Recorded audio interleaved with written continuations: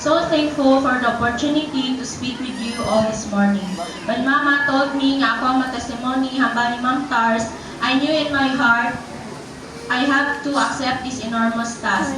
Duro-duro to gid manang para salamatan ko sa Ginoo sa katutom na sa kabuhi ko. Thank you, Lord, for saving my soul. Thank you, Lord, for making me whole. Thank you, Lord, for giving to me thy great salvation so rich and free. In 2019, I accepted Jesus in my heart and made him Lord and Savior of my life. Even though I am always thankful for growing up in a Christian family, I am still your normal teenager who wanted to have and do the things my friends can do sa hilway nga gusto lang.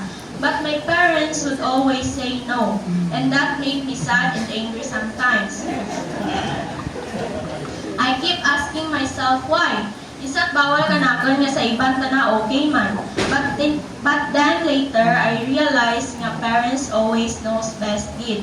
I am not a perfect daughter, but as I continue to grow up, I realize how blessed I am to be surrounded by Christian family and friends, living by faith, always serving and trusting God. Their faithfulness inspired me to also serve the Lord here in our youth organization.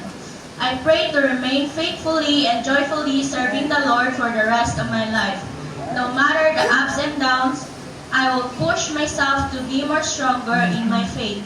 I have learned that in this life, I will have troubles and trials, discouragements, heavy burdens, depressions, rejections, failures and weaknesses, pain and hurt. But take heart, Gracie. Jesus said, I have overcome the world. Last March 31, I have graduated my senior high school. My journey has not been easy, but by God's grace, my parents' guidance and support, I made it. I finished strong. I graduated with honors. What a blessing to stand here today in the church that my grandparents, Reverend Manuel De Cripito and Norma Lady De Cripito helped found them. I am proud of the life and legacy they left me, their one and only granddaughter.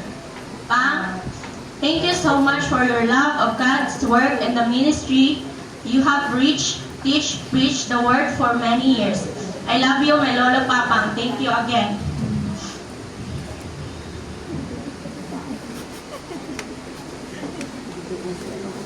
To my Almighty God and Savior,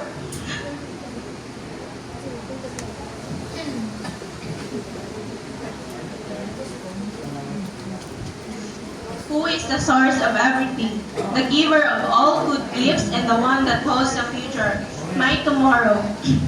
Thank you, Lord. I bring back all the glory and praises.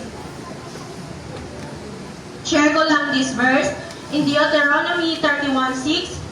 Be strong and courageous. Do not fear or be in dread of them. For it is the Lord your God who goes with you. He will not leave you nor forsake you. All glory be to God. Amen.